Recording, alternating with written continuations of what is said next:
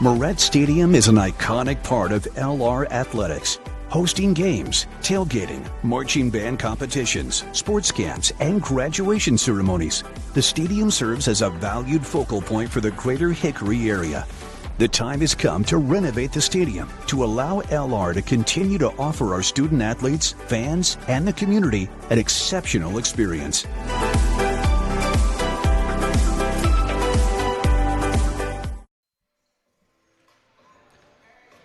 A Wednesday night in the Shoe, and one of the oldest rivalries in the SAC renewed again tonight as the Catawba Indians have made the 45-minute trek from Salisbury here to Hickory to take on the Lenoir-Rhyne Bears next on the Bear Sports Network.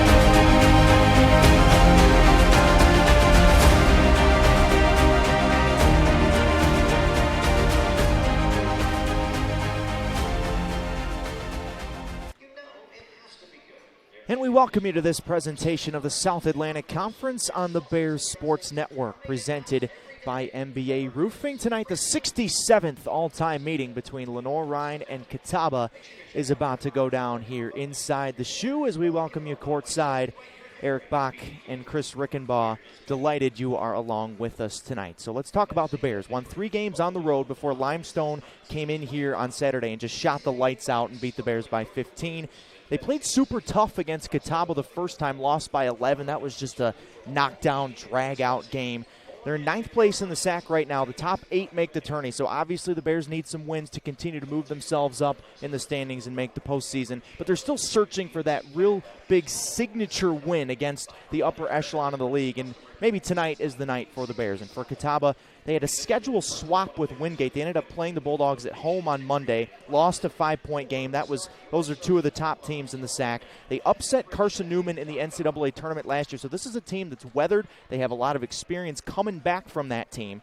They held LR to their lowest point total of the season in the first meeting back in December, and they're very much poised for another NCAA tournament bid as we take a look at our keys to the game presented by Fry Regional Medical Center. And Chris, for the Bears, it's really simple. They've had turnover problems all year. Catawba's one of the best teams at turning you over, and, you know, the Indians are strong on the boards and in transition offense. So that's kind of the list right there for the Bears. Yeah, the Bears 18 turnovers per game compared to Catawba's 14 turnovers. Obviously, 4 isn't a huge difference when you look at it from just the number perspective, but how it influences the game. And like you said a little bit ago, Limestone came in this past weekend and just shot the lights out. Lenoir-Rhyne played really, really well. They played defense really, really well. They pushed them out. They crowded the center. Didn't allow them to get those high percentage shots, and then they just shot the 3-ball really, really well. And then rebounding is going to be super important, like it always is. 35 rebounds per game for the Bears, but 39 compared to Catawba. So it's going to be a difficult matchup for the Bears, but it's going to be interesting to watch how they respond. Let's take a look now at our starting lineups. First for Catawba, presented by Everett Chevrolet. Janiyah Downs, Shemaya Standback, Tasha DeShazo. Gosh, that's going to be a tough one the whole night. Sarah McIntosh and Lyric Thorne. But these are experienced 5 for Terrence McCutcheon in his 3rd year on the Indian sideline. And, I mean, almost all these players have played in the NCAA tournament, and they've won a ton of games already this year. Yeah, juniors and seniors, I mean, you couldn't ask for anything much better than that. I mean, with Lenoir-Rhyne, we got a little bit of a different squad. We got some seniors, we got some freshmen, we have some sophomores, lots of moving pieces and parts. But for Catawba, they're really, really setting that lineup, and then those players are just really, really good. I went through the top 4 averages and the point averages, and it's 14, 12, 11, and 10. Those numbers, if they just put those numbers up every single time without anybody really going over, that's going to be really, really tough to beat. Take a look at the LR starting lineup now. One change. Brandy Hudson, who we'll talk about in a second, will not start. We'll talk about that a little bit later. Hannah McClung, Megan Lansettle slots into the starting lineup instead of Hudson, the D1 transfer from Western Kentucky. Emily Harmon, who everyone in the SAC knows about, the reigning SAC freshman of the year. Maddie Dillinger, one of the better freshman front court players in the South Atlantic Conference. And Blakely Crooks has been a nice piece on the wing for Graham Smith. As now we take a look at our head-to-head matchup tonight. It's in the front court. Brandy Hudson, who won't play in the first quarter tonight, had a small team discipline issue, but she's going to play in the second, third, and fourth quarter tonight. But this is a matchup to watch in the front court, as McIntosh and Hudson will probably be matched up when they're on the floor together. Yeah, the Bears want to go down low to Hudson. That's where they've really got their game going. It hasn't been Emily Harmon just, bulldozing her way to the basket. It's really just finding those down low shots. Brandy Hudson's a very physical player. She's been able to create space for herself and get those baskets. Emily Harmon, it's not forcing her to take those wild shots. She's been able to dish the ball out a little bit more. We saw Hannah Stoll, who's actually in a sling tonight, not going to be playing. Stoll got in a couple of threes. It'll be interesting to see Emily Harmon and Hannah McClung on the court at the same time, being able to dish it out. How much attention can they draw away from Maddie Dillinger? Brandy Hudson has scored in double figures in 13 straight games, as you see, averaging just over 16.5 points per game this season in her first season in Hickory. We'll take a short break and come back with Lenoir-Rhyne and Catawba about 90 seconds away from tip on the Bear Sports Network.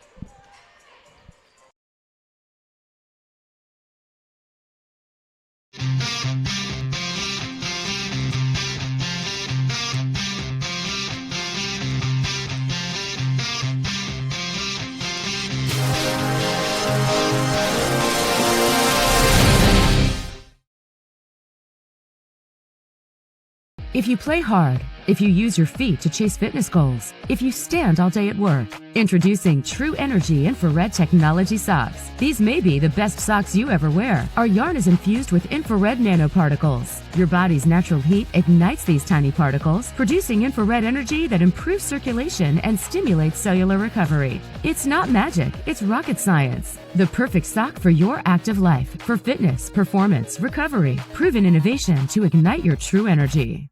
Paramount Kia in Hickory. We want to see you driving a new Kia or, hey, a quality pre-owned Kia. We've got a huge selection of new and pre-owned Kias. You got to get to Paramount Kia in Hickory, Highway 70, ParamountKia.com.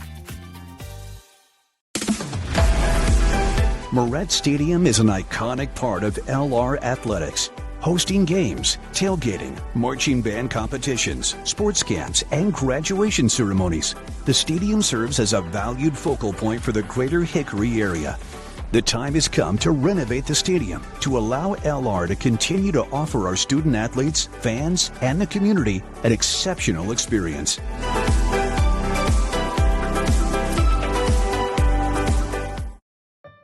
Emergencies don't wait. Get to the hospital. Accidents happen. Get well soon. When it hurts to move forward, tackle your pain. Don't make your health wait.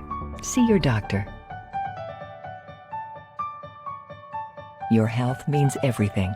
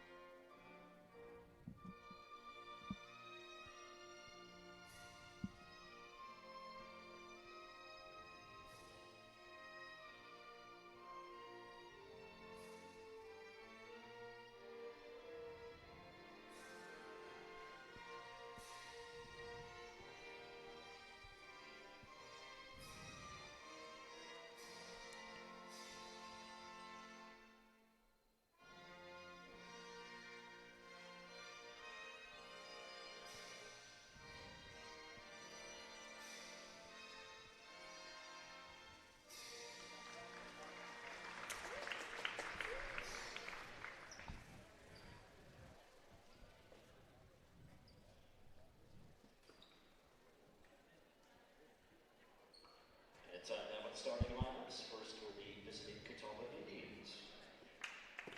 Starting in goal, the 5'11" junior from China. Back here inside the shoe. Starting lineups about to get announced here inside the newly renovated Shuford Gymnasium. Catawba fans that are watching at home or have made the trip here, seeing a very different look inside this gym. New floor, new lighting. It's just a whole different ambiance in here as the Indians starting lineup is getting announced. But Chris, I mentioned in the open that the Bears just have been in search of that real big signature win over the upper echelon of the league, and no better time than the present for Graham Smith's bunch to get a quality win against a team that has consistently been at the top of the league standings year after year in Catawba. Yeah, tonight would be it's a huge game for the Bears. I mean, only about 6 games left in the regular season. They need to get something going right now to take into that postseason or make that effort to go into the postseason. Now, I don't think they need the big signature win against number 14 Catawba. They just need a couple wins. They don't need it to be against the number 1 team in the conference or the number 2. They just need to put a couple more wins in that win column, and then that's going to be better for the Bears instead of throwing the kitchen sink at it every game and just trying to go out and score 100 points. They just need to do what they need to do, play smart, rebound, get those second chance points, and then they're going to put themselves in a lot better position rather than just trying to go out and physically beat that other team. Starting lineups in this game presented by Everett Chevrolet. Ready for a nicer, newer ride. Everett Chevrolet Buick GMC Cadillac is always here to help by providing family-friendly customer care since 1967. Visit them in person at one of their 2 convenient locations in Hickory and Morganton, or start your search online at everettchevy.com. There's the Indians one more time. Janiyah Downs, Shemaya Standback, and company. And for the Bears, McClung, Lancetal, Harmon, Dillinger, and Crooks. Obviously, Hudson not in the starting lineup. Will miss the first quarter tonight, but we will see the Bears' leading scorer down the stretch. Dillinger and McIntosh to jump it up, and off we go. First of 2 tonight between these 2 longtime SAC rivals that play right in each other's backyard. A zone look to start for the Bears. That's not a wrinkle we've seen terribly often this season. Lots of space on the three-point line, and that's a good shot early. DeShazo missed the open 3 from the corner to start, and the ball goes over to LR. So a stop on the first possession for the Bears, and a little bit of full court pressure put on by the Indians. And a turnover. McIntosh steps right in front of that pass. So one of the keys to the game that we talked about, Chris, in the open is already coming to fruition here as McIntosh goes up, left it short, and the rebound to the Bears.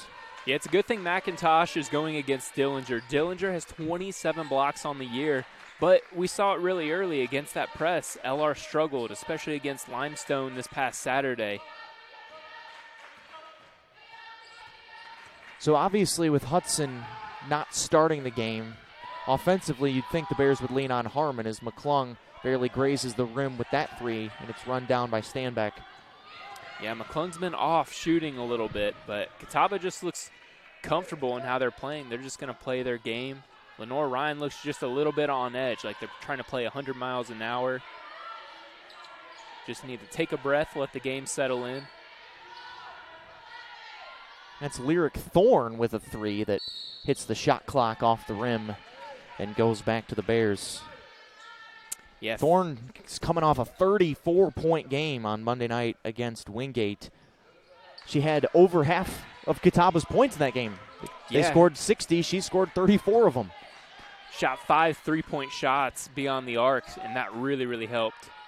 Crooks' jumper is short. Dillinger on the offensive glass. That's something the Bears have steadily improved on throughout the season, is crashing that offensive glass, and Hudson has been a big part of that. But Dillinger as well. Here she is off the double from Harmon. Maddie puts it on the floor, and we'll head to the free throw line here to start the scoring effort for the Bears. Only 3 trips to the free throw line on Saturday. The Bears, that's where they really make up a lot of their points. They're free points. I mean, you got to take them as much as you can get to the line. Lenoir-Rhyne does a really, really good job. They're 76% on the line. Maddie rolls the first one in. She's 78%. Yeah, the team is 76. 9 points, 6 rebounds a game in her freshman season. She's got both from the first 2 on the scoreboard to LR today. Catawba's consistently been ranked from the very beginning of the season. They've only lost 3 games the whole year. One of them was Monday night to Wingate, as that 3 is off the mark again from Thorne. And a rebounding foul called on Dillinger there as she grabbed McIntosh on the boards. First foul on Maddie and the first on LR. Yeah, quick 2 minutes here, but Lenoir-Rhyne's guarding the inside, not letting them get on the board. McIntosh and one off the inbound play. Well executed there by Catawba. And Sarah McIntosh, the junior from Pinehurst, North Carolina, who was featured in our head-to-head, but that's just good execution there on the Spangler replay off the inbound play. Yeah, tough to defend, but the defense for the Bears has been working. They want them to take those low percentage shots beyond the arc. McIntosh 75% from the stripe, completes the 3-point play. She only had 6 points in the first meeting. I mean, there wasn't a whole lot of scoring in that first meeting, as Thorne is called for a foul about 90 feet away from the basket there. That's not one you want to pick up if you're Catawba, but I mean, 55-44 final in the first meeting. That is the definition of a rock fight, defensive slugfest. It's the second lowest point total of the season for Catawba, and they were the winning team. Yeah, Lenoir-Rhyne's definitely a different team from that first meeting, and they're doing a lot. They're doing a lot better now. The past couple home games they've played really, really well, except the other team just shot lights out. McClung, the scoop shot, drops in off the glass. Nice little stop-and-start move for the senior point guard. And then a turnover forced on the other end. Bad pass there from Janiah Downs. But immediately Catawba gets into their full-court pressure. McClung shovels it to Crooks, who tried to throw it between the legs of McIntosh. And after the scramble, it ends up in the hands of DeShazo. And an offensive foul. Out of control that time was Downs, and she gets called for the offensive foul. Yeah, something McClung told me last week is that defense supports the offense, and it's going to lead to more offense. And she definitely gets after it on the defensive side, and just being able to see it translate. She's such a great ball handler and can dish it out for the assist for this team. It's just the other players have to really take that scoring drive, because McClung isn't a huge scoring player. This is already the first 3.5 minutes are very similar to the first meeting, as Marilee Sherrill's in the game. Lancettle takes a corner 3 and leaves it short, and McIntosh grabs the rebound. Cross-court look. This is Mercedes Wampler in the game for the first time. The senior from Brown Summit, North Carolina. Gets about 20 minutes a game for Terrence McCutcheon off the bench. DeShazo, late clock. Stand back floater off the heel. And then called for a rebounding foul, trying to follow up or miss. Yeah, that was a good defensive stand by the Bears. That's exactly what they want to do later in the game, seeing how the Catawba is going to be able to adjust to that defense is going to be tough. Or if the Bears can keep that up through the whole game, it's going to make it really, really tough to score for the Indians. McClung tried to dribble it behind the back and got it stolen by Wampler, who's got it now. And then a whistle on McClung as she reached in to try to get it back. Actually call it on Crooks instead of McClung. So already 7 combined fouls in the first quarter, 7 combined points. Yeah, 2 big defensive teams here.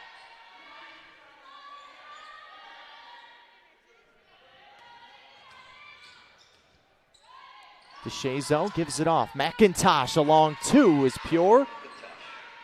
Catawba regains the lead at 5-4. Averaging 12 points, and she's already got 5 in the first quarter. She's got all 5 points for the Indians as Crooks keeps it with the Bears as she got trapped there. Threw it off the back of Thorne. Yeah, Thorne is their big defensive player, 43 steals on the year. And this team already has 3 in this first 5 minutes. And the Bears, while they've improved recently, still have major turnover problems. 18 giveaways a game for LR, which a number that was over 20 at one point in this season. So it has improved. Crooks late clock off the glass. Exactly, playing into what the Bears want to do. Crooks, we didn't know how she would kind of mesh into this offense, only averaging 5 points per game, 2.5 rebounds. Zone has really bothered Catawba so far, so a good wrinkle for Graham Smith. That one way too strong from Ford. Here comes Emily Harmon, ahead to Cheryl. One dribble. Missed everything as she was just completely off balance on the catch. May have traveled as well. Cross-court pass, Jada Davey also in the game. This is another thing about Catawba is their depth. They trust 8-9 players to play 20-some minutes a game as Lampler called for the travel there, and that will take us to our first media timeout. We've had 11 points and 7 fouls in the first 5.5 minutes here in the shoe. 1 point lead for the Bears on the Bear Sports Network. Hometown Ticketing makes it fast and easy to buy tickets on your school's website or in the new Hometown Fan app. It's simple. Just search for your school, buy your tickets, and they'll be right there in your account, ready to be scanned when you get to your event. Download the Hometown Fan app today.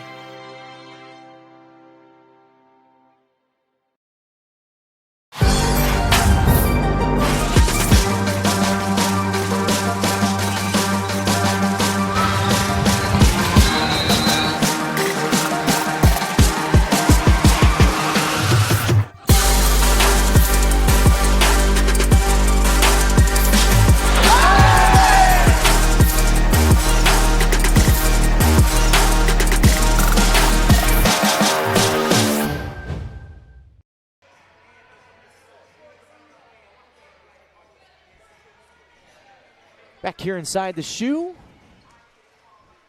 First media timeout in the 67th meeting in women's basketball between Lenoir-Rhyne and Catawba.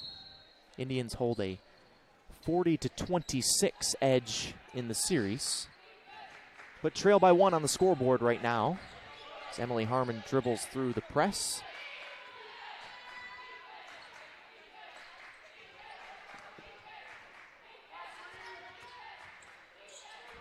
Cheryl battling down low. They're going to try and keep going to her. Here she is. Left-handed hook shot spins in. Good call, Chris. Yeah, she's just got that height and the body frame to where she can really bully the other team in the paint, and she just needs to use it. And I think just being such a young player, she's going to keep figuring out how to do that. That corner three is pulled there by Davey, and it's back to the Bears off the foot of Lauren Ford. Terrence McCutcheon is saying, shoot it, desperately shoot it. Exactly what Lenoir-Rhyne wants to do. An errant whistle. Well, the horn was a little late there as they tried to get the ball in, but officials will talk about it as McIntosh got to the table just a touch late, but they're going to let her in the game. Beating this press is going to be really tough. The Bears really tried to figure it out on Saturday, but playing fast was helping them. And the way you beat a press is to pass instead of shoot. Emily Harmon shoots. Lancetal runs down the rebound. Cheryl traveled. She got doubled and couldn't get it to Lancetal as quickly as she wanted to. Already the 4th turnover for the Bears. But Catawba has 5 here in the first quarter already, so uncharacteristic sloppy start for the Indians here in the first 6+ minutes of the game. Ooh, and now good 6. Defensive play. Mallory Cheryl steps in, grabs the pass from Crooks, running the floor, and a foul called. Jada Davey whistled for the foul as the official coming in from the side called the foul on Davey. as Alyssa Wagner will come in.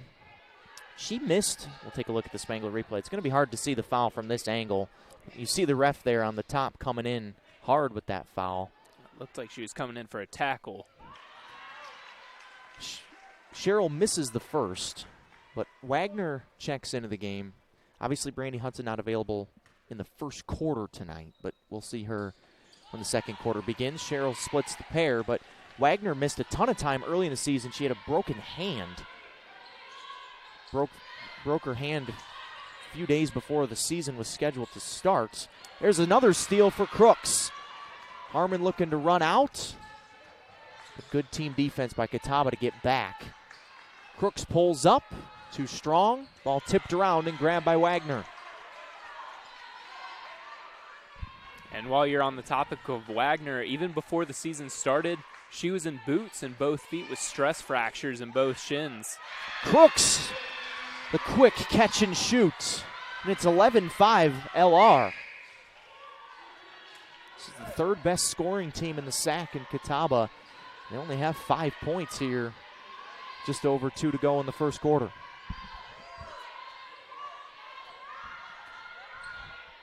This zone has really bothered the Bears. It'll be interesting to see if they stick with it.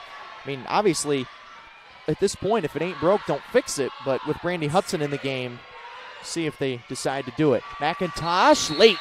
It's a shot clock violation. And just as you were saying, Eric, I mean, even when Brandy Hudson comes in, I don't know if they should change anything or if they should keep going with the 5 they have on the court. But there's a timeout, and we'll be back after a short break.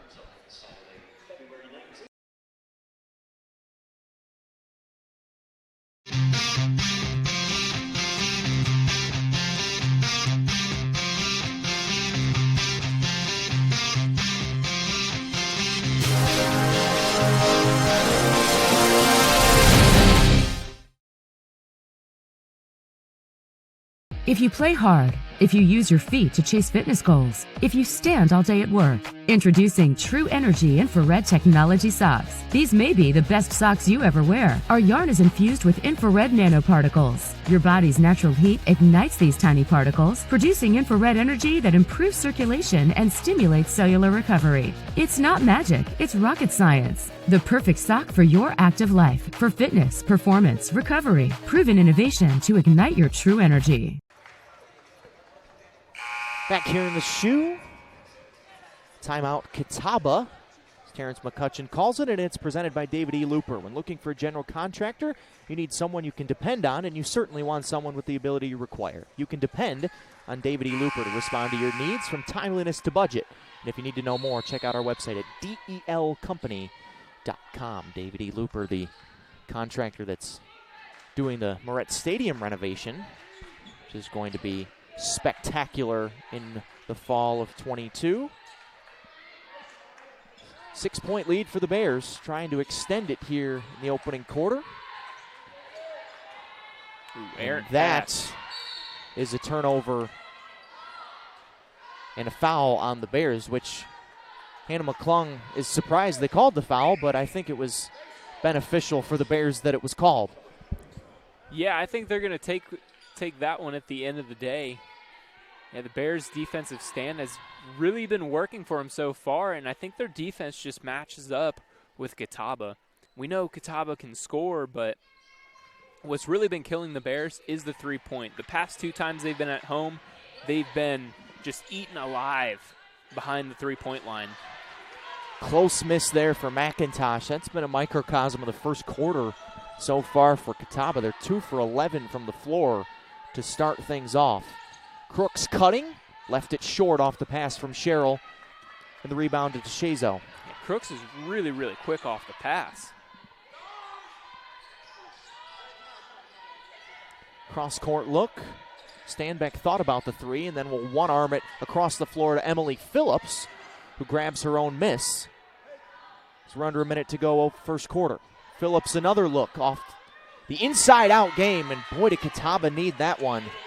Emily, the senior from McGrady, North Carolina, gets the first triple for Catawba, and they get a steal and a bucket, and all of a sudden it's 5 points in a row, and it's back to a 1-point game. Yeah, that's something that Catawba can do really, really well, being aggressive on defense. Harmon tried to one-arm it across and was unsuccessful. 7th first quarter turnover. We've had 15 combined turnovers here in the first quarter, 8 by the Indians and 7 by the Bears. About a 3-second difference between game and shot clock here as the first quarter winds down. Wide open look for DeShazo, and she buries it. Yeah, definitely nothing to freak out about yet for the Bears. No need to change your defensive strategy. Just got to pass the ball when you get into this situation right here instead of catch, dribble, stop. You got to keep moving. End of the quarter. Shot clock is turned off. 5 seconds for Harmon. Not sure she's super aware of the clock. Now she gets blocked, and that's the end of the first quarter. So a quick little 8-0 spurt for the Indians over the last minute 10 of the first quarter gives them a 2-point lead after one. We'll see Brandy Hudson in the second quarter. She comes to the table to check in. And we will head to the second quarter. 13-11 Catawba on the Bear Sports Network. Paramount Kia in Hickory. We want to see you driving a new Kia or, hey, a quality pre-owned Kia. We've got a huge selection of new and pre-owned Kias. You got to get to Paramount Kia in Hickory, Highway 70, ParamountKia.com. Moret Stadium is an iconic part of LR Athletics, hosting games, tailgating, marching band competitions, sports camps, and graduation ceremonies. The stadium serves as a valued focal point for the greater Hickory area. The time has come to renovate the stadium to allow LR to continue to offer our student athletes, fans, and the community an exceptional experience.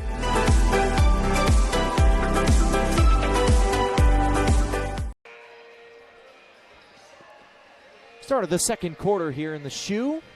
Bears didn't score for the last 2:32 of that first quarter, and Catawba went on a 8-0 spurt in the last 70 seconds of the quarter.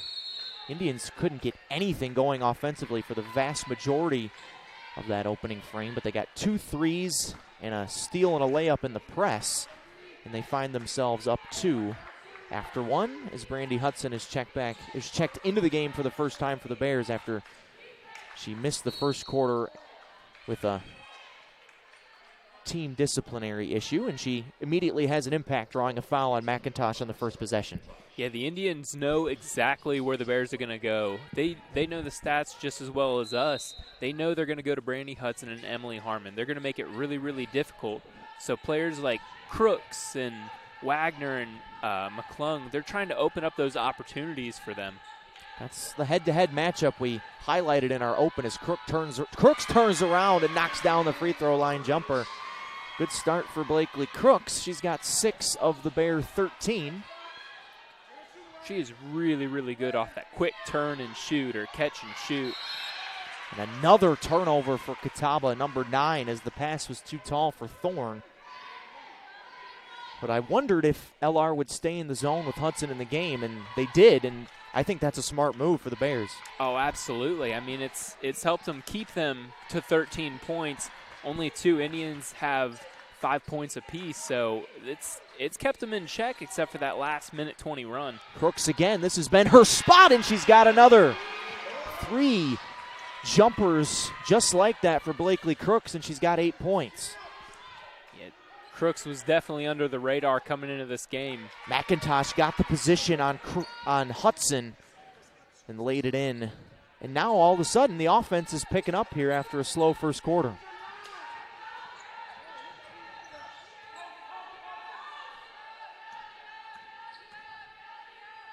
McClung broke the press with her dribble.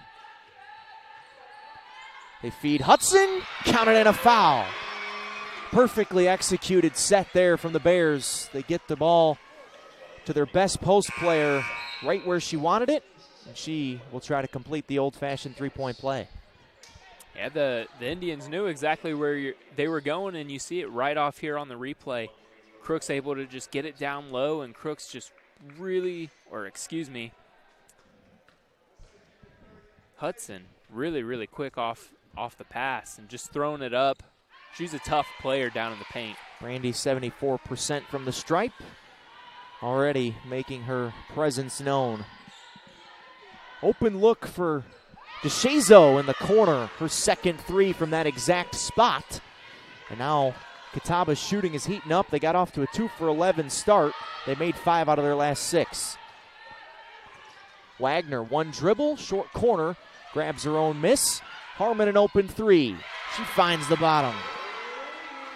Been a while since we've said Emily Harmon starting to get hot, and when those other players create that space and those opportunities, that's where Harmon can really, really excel. Hudson on the help side defense, runs the break. Brandy all the way to the rim. She can handle it too. That was on display right there. Now another steal. McClung poked it away. Harmon looking to run the break, and now gives it off to her teammate. Splash! You don't see that too often. McClung on the dot. The Bears on a bit of a run here, 8-point run. 2 threes in a row. Defense turning into offense. No whistle there on that contact. The shot was missed by Ford. Harmon. Free throws coming. What a little spurt there for the Bears.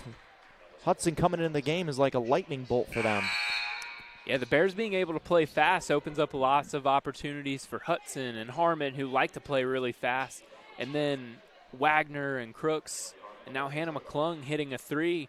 That could be really, really dangerous. I had something circled on my sheet today. You know, who get the ball to whoever is hot. Now, if the whole team is shooting really well, that's going to be really tough for Catawba to match up, especially if they're playing fast and can't set up their press. Emily Harmon's free throw percentage has dropped to a measly 88%. Oh, man. Yeah, it was over 90% most of the year, but a couple of misses on Saturday brought it down, but 2 perfect ones there. And all of a sudden, it's a double-digit lead for the Bears.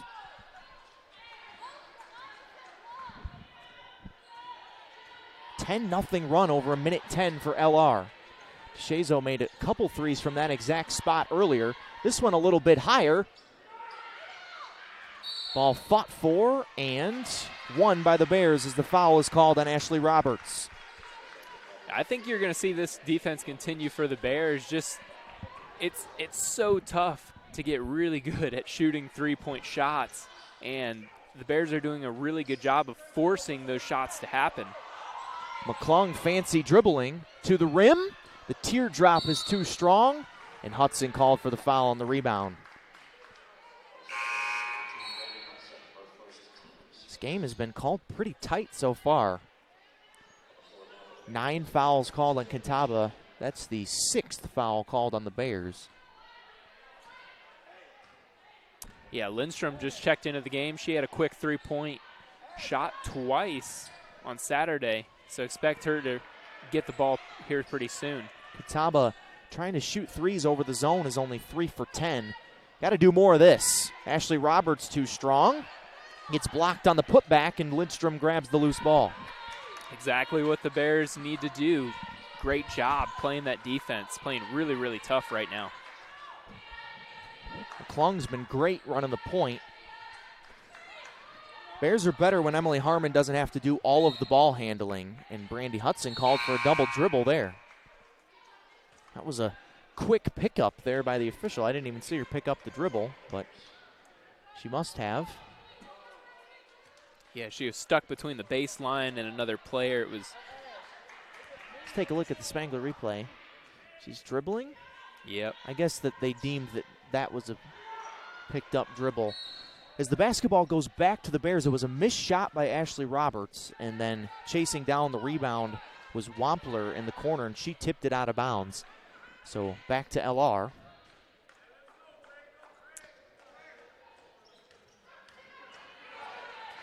McClung again beats the press with her dribble, but gets trapped, and Graham Smith calls timeout before the held ball as Terrence McCutcheon goes down to his knees, literally down to his knees, begging for that to be a held ball.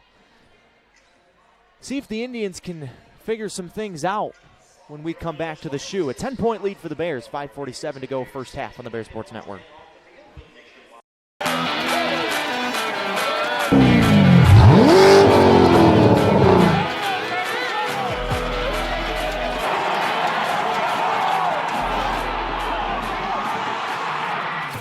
Hey Bears fans, Dave here with Everett Chevrolet Buick GMC Cadillac, your local hometown dealer since 1967.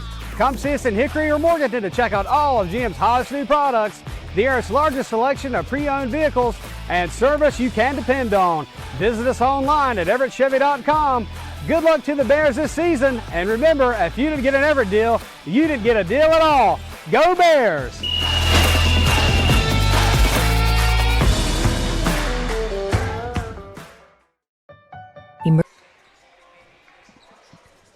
Only 3 players have scored for Catawba. Tasha DeShazo has 8 points, McIntosh has 7, and Phillips has 3. So Shemaya Standback, who had 17 points in the first meeting, has only taken 1 shot and missed it. So it has not been a very balanced offensive first half here for Catawba, and that's why you see the score where it is. Not a good entry pass there from Dillinger. Tried to force it to Hudson in another turnover.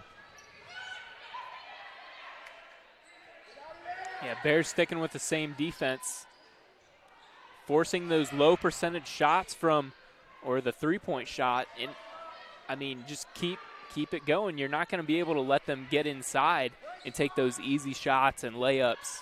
2 offensive rebounds leads to an open look for Davey. Now 3 offensive rebounds, and the third time's a charm as Roberts gets the putback.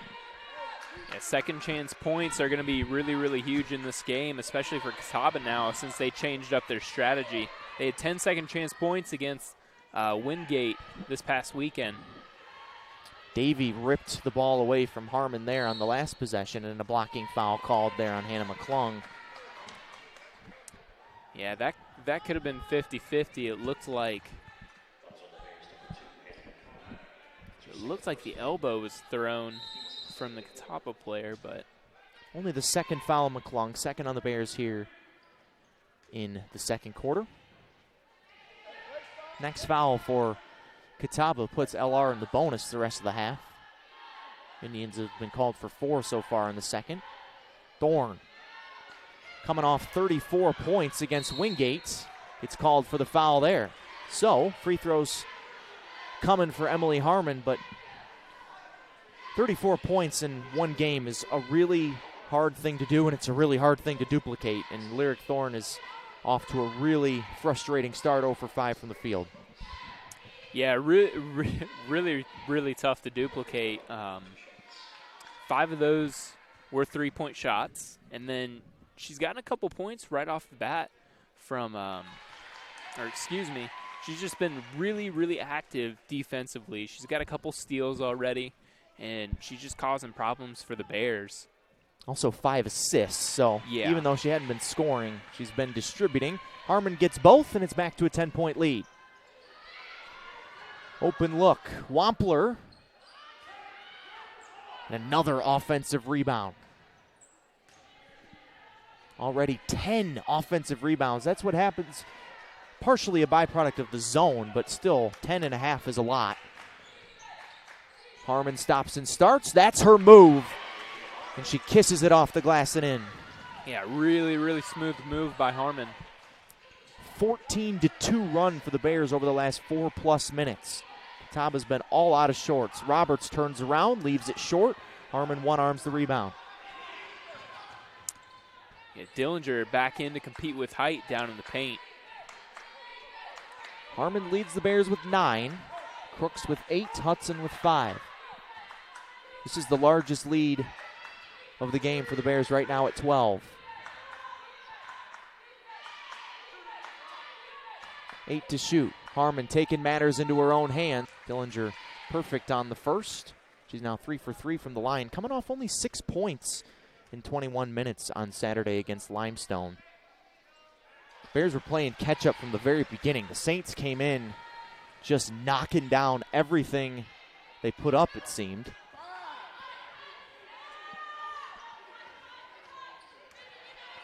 LR's been in this zone the entire time, and it's been really effective. This is a 3 that's left short by Jada Porter, but another offensive rebound. 11 offensive rebounds in the first half. Davey, air ball. Back to LR as Ford just can't corral that one. Yeah, I don't see anything changing in the Bears' defense for the rest of the game unless they just get get on a roll from the three-point line, but it's working really, really well, and they've started to beat the press a little bit. The only reason the Bears should come out of the zone is if Catawba starts making a bunch of threes, but the Indians haven't shown their ability to do that. Speaking of threes, Hannah McClung rolls that one in. Yeah, that's her second three of the day. Not really known as a shooter, been on a little bit of a shooting lull, but coming in clutch where she needs to be. Looking for the answer, Wampler left it short. McClung the rebound. 15-point lead for the Bears all of a sudden. It's 19-4 over the last 6 minutes in favor of LR.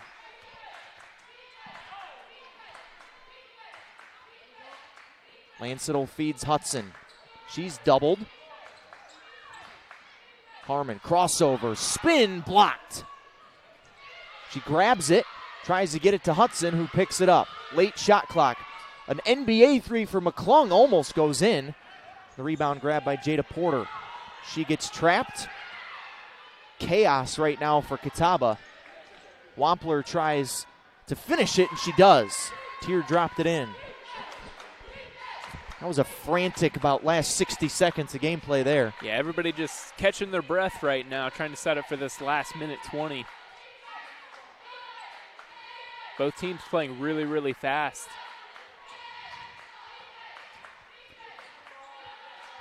Hudson a post touch. She's single guarded, finds Crooks, who can't catch it and turns it over.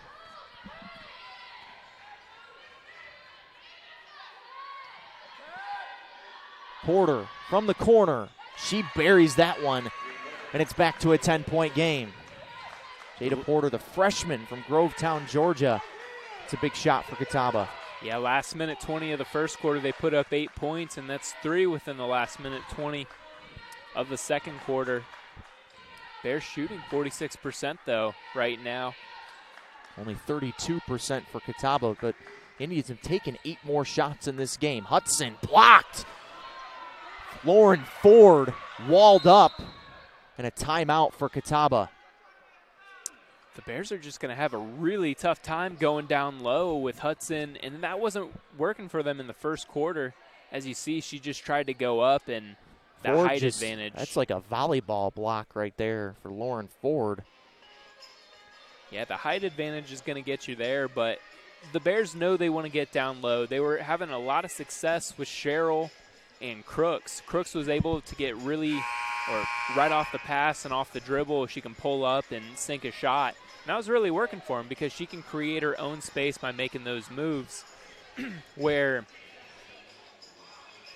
it's going to be a little bit more difficult for Hudson to do that. I mean, they just know she's a big-name player. There's going to be somebody on her at all times, just like Emily Harmon. This is a really important defensive possession for the Bears because it was a 15-point lead. And if Catawba can get this down to single digits before halftime, they're going to go in the locker room feeling a lot better about themselves and the way that this first half went. DeShazo, the reigning second-team All-SAC performer. She was the only Catawba player last year on the All-SAC postseason team, which is hard to believe. Ford, who just had the big block, gets called for the offensive foul. That's a big play right there. Only 4.3 left on the clock. LR taking a 10-point lead into the half. I don't think you can ask for much more going against the number 14 team. That's a hard hit there that Blakely Crooks took. Yeah. 4.3 to go before halftime.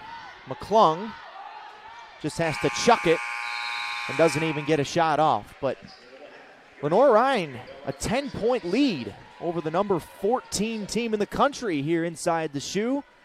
Bears looking for that first signature win of this 2021-22 season. We'll see if they can get it when the second half starts in about 15 minutes on the Bears Sports Network.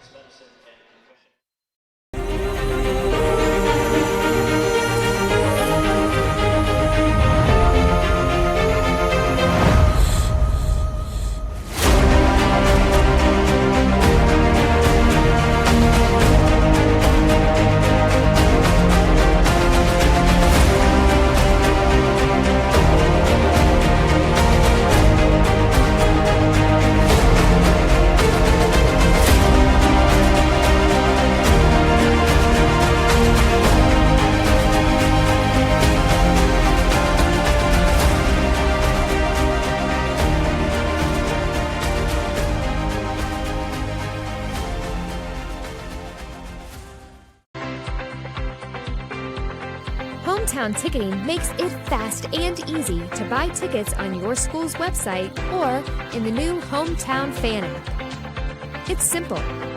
Just search for your school, buy your tickets, and they'll be right there in your account, ready to be scanned when you get to your event. Download the Hometown Fan app today.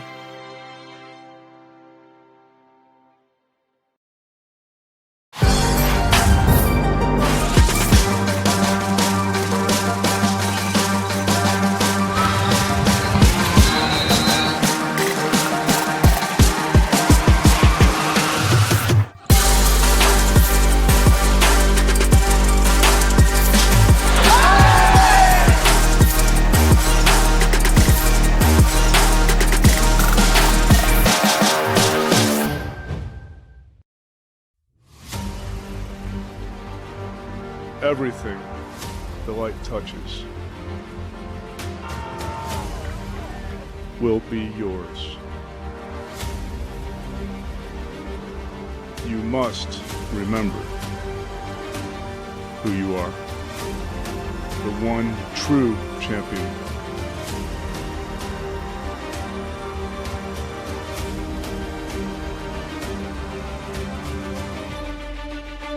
We are LR.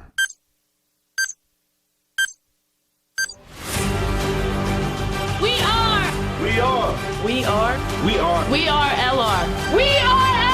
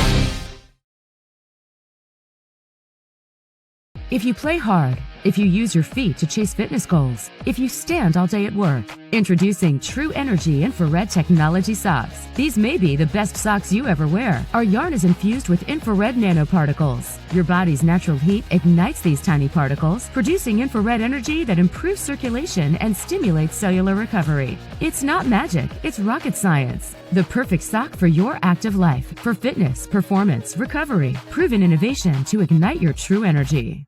Paramount Kia in Hickory. We want to see you driving a new Kia or, hey, a quality pre-owned Kia. We've got a huge selection of new and pre-owned Kias. You got to get to Paramount Kia in Hickory, Highway 70, ParamountKia.com. Moret Stadium is an iconic part of LR athletics, hosting games, tailgating, marching band competitions, sports camps, and graduation ceremonies. The stadium serves as a valued focal point for the greater Hickory area. The time has come to renovate the stadium to allow LR to continue to offer our student athletes, fans, and the community an exceptional experience.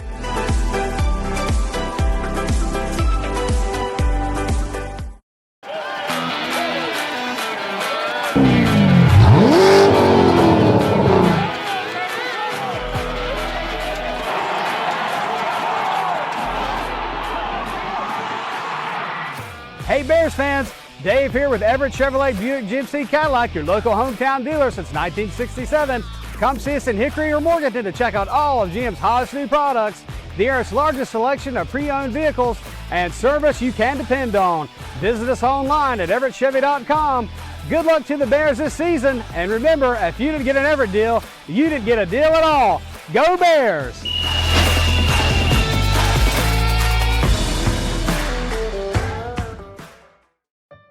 Emergencies don't wait. Get to the hospital. Accidents happen. Get well soon. When it hurts to move forward, tackle your pain. Don't make your health wait. See your doctor. Your health means everything.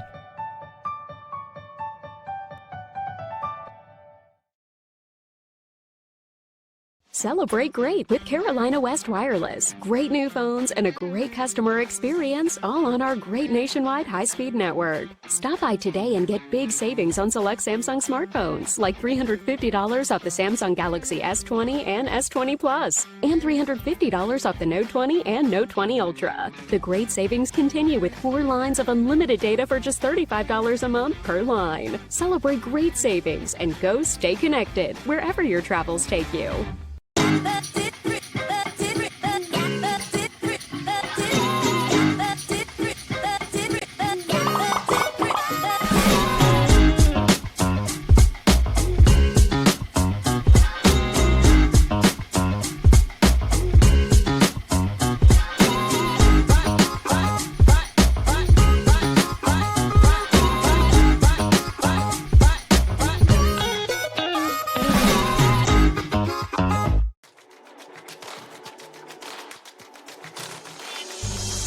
Excellence, integrity, care, curiosity.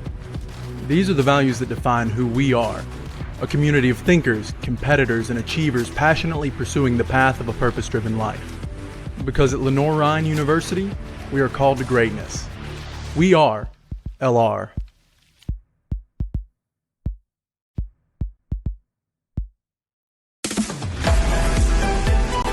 This once-in-a-generation project will give student athletes an advantage and position Lenoir-Rhyne as a leader in academics and athletics.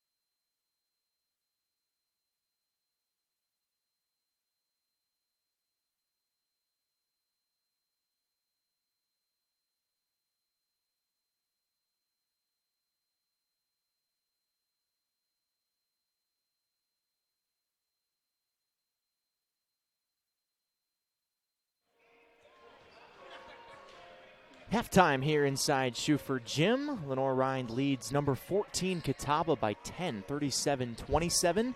Eric Bach and Chris Rickenbaugh, delighted you're with us on this February Wednesday night, beginning of crossover season here at LR, with basketball still in the heat of conference play, spring sports getting rolling. But Chris, let's take a look at our halftime stats presented by East Coast Wings and Grill. And I think the story of the first half for Catawba is that bottom line, 14 first half turnovers.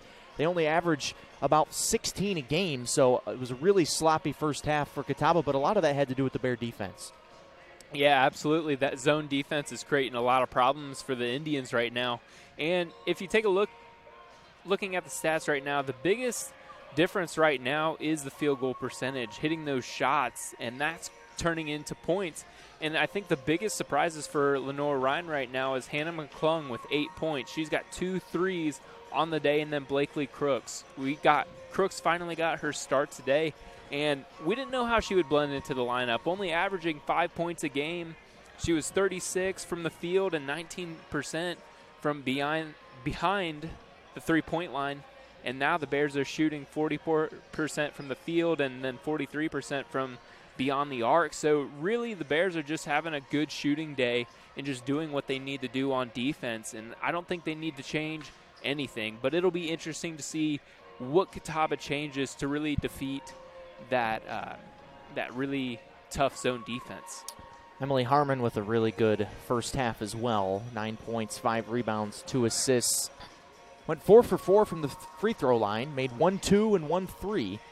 So she leads all scorers with 9 points. McClung with 8, Crooks with 8, and Brandy Hudson with 5. So Hudson's been in double figures 13 games in a row, and the Bears would love for her to get back there as they try to get their first big signature win of this 2021-22 season.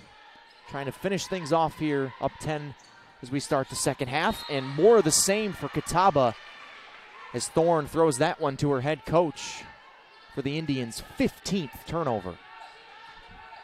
Yeah, that's over their season average. They came in with 14 turnovers per game, now over it. And you can easily relate that to the points on the board right now. Only reason Catawba's within striking distance right now is because they had 11 offensive rebounds. They had 20 total rebounds in the first half, and 11 of them were on the offensive glass. 7 to shoot. McClung off the screen from Hudson. Dillinger shot fake, drive down the lane line. That's a nifty move for Maddie. Yeah, normally she's been taking it down low and just trying to throw it up at the board, but she really used her height on that one. Took it low and then went back up high. Thorne coming off 34 points. Air balls that corner 3, back to the Bears. Catawba is 4 for 18 from the three-point line. And in one half and change. Yeah, 15 more shots than the Bears total, but they're not making them, and that's the big difference right now. LR 3 for 7 from behind the deep line in the first half. Dillinger left open. She missed the shot, and we had a whistle off the ball. And it's an illegal screen on Hannah McClung, back to Catawba. It's McClung's third. She's the only Bear with 3. Dillinger has 2. And there are 4 different players with 2 fouls for Catawba, but nobody with 3. Post touch for McIntosh. Backs down Dillinger. Left it short.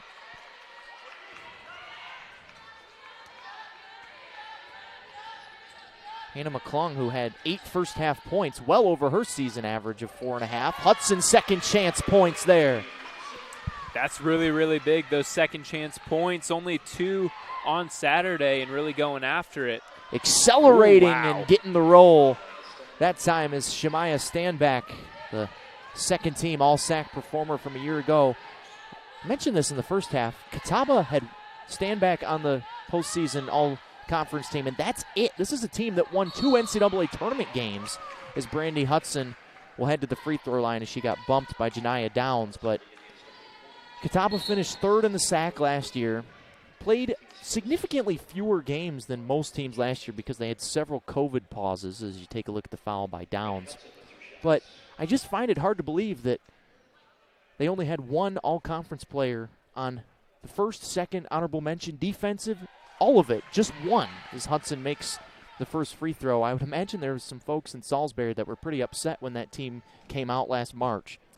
Yeah, but I mean, looking at their depth, they just have 5 players that are so even in scoring, and if all those 5 players score around 9 to 11 points, that's 50 points on the board.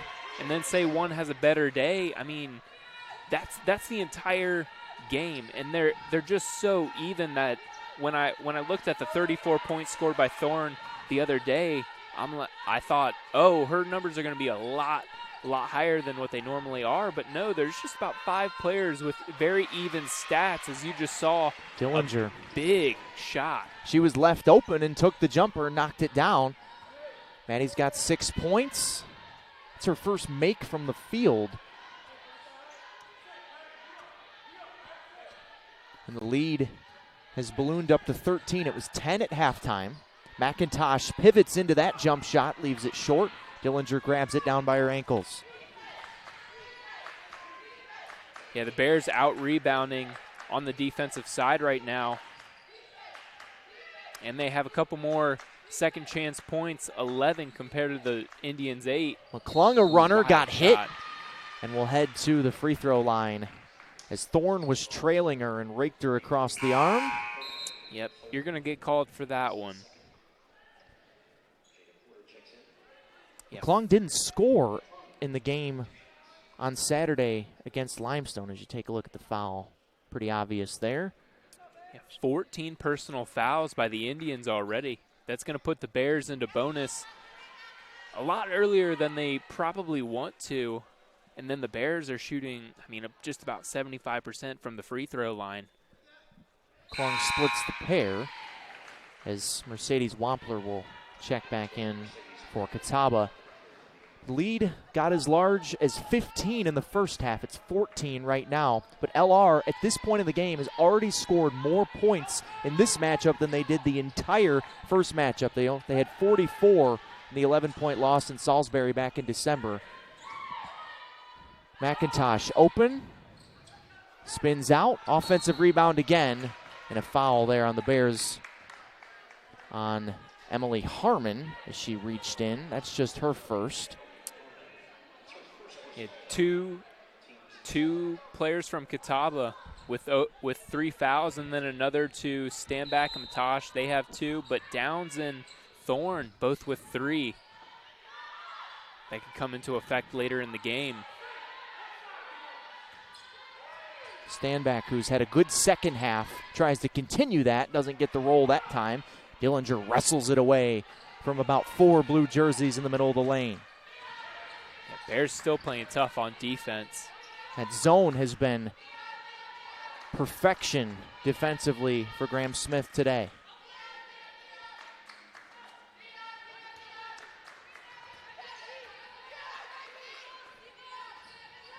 Harmon off the bounce, hesitates. The floater's too strong. Here comes Catawba. Would have liked to see her pass that one out with her teammates shooting really well. Wampler got a step and one. She blew past Harmon, who gets called for the foul as she grazed Wampler on the head. Mercedes, the senior from Brown Summit, North Carolina, will try to complete the old-fashioned three-point plays. Emily Harmon pleads her case with the officials, saying, I didn't even touch her.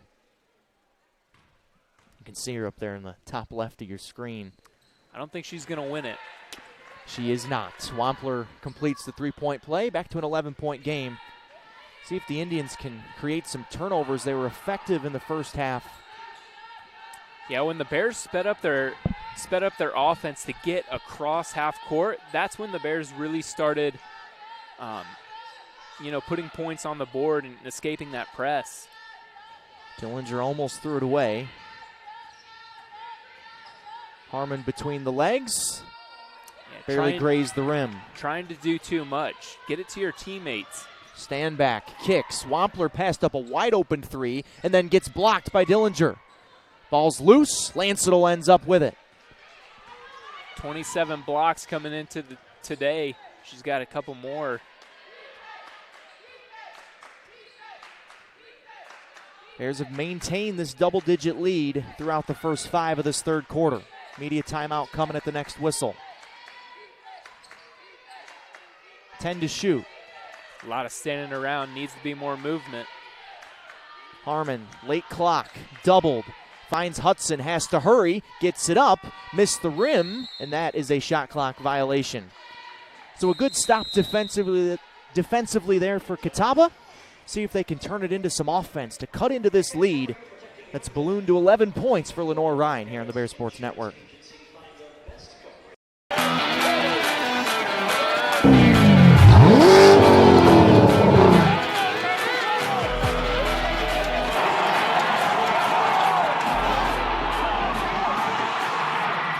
Hey Bears fans, Dave here with Everett Chevrolet Buick GMC Cadillac, your local hometown dealer since 1967. Come see us in Hickory or Morganton to check out all of GM's hottest new products, the area's largest selection of pre-owned vehicles, and service you can depend on. Visit us online at everettchevy.com. Good luck to the Bears this season, and remember, if you didn't get an Everett deal, you didn't get a deal at all. Go Bears!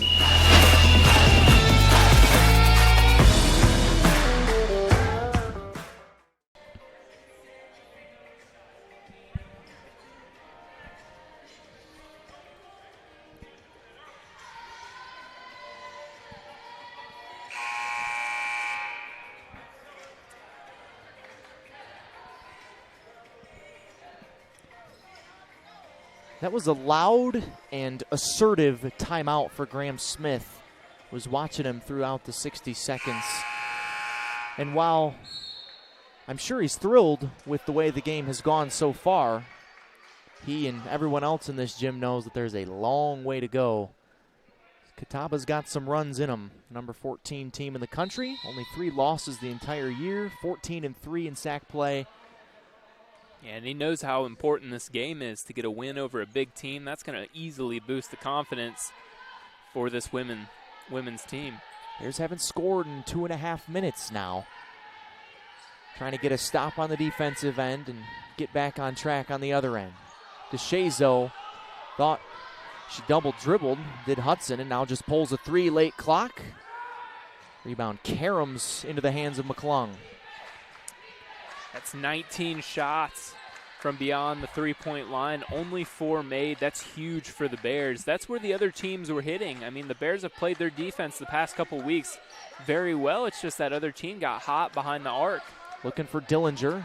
Get it to her, and she traveled as she backed in to her defender. Yeah, it's the 14th turnover for the Bears. 29 combined turnovers in this game between the two. 15 for Catawba. And we have a technical foul called on the bench. I think it was on Hannah Stoll. You see the official there closest to the camera as he was running down the floor all of a sudden did a 180, hit his whistle and teed up. I think it was Hannah Stoll there at the end of the bench. She's in a sling. She injured her shoulder on Saturday, so she's not playing today, and will have an MRI tomorrow for a potential torn labrum, so we hope for the best for her. But hurts her team there at the end of the bench. Must have said something to the official that obviously he didn't like. Graham Smith has kind of a slacked over look on his face as he sits at the opposite end of the bench, and yeah, DeShazo will take the technicals and made the first but misses the second. But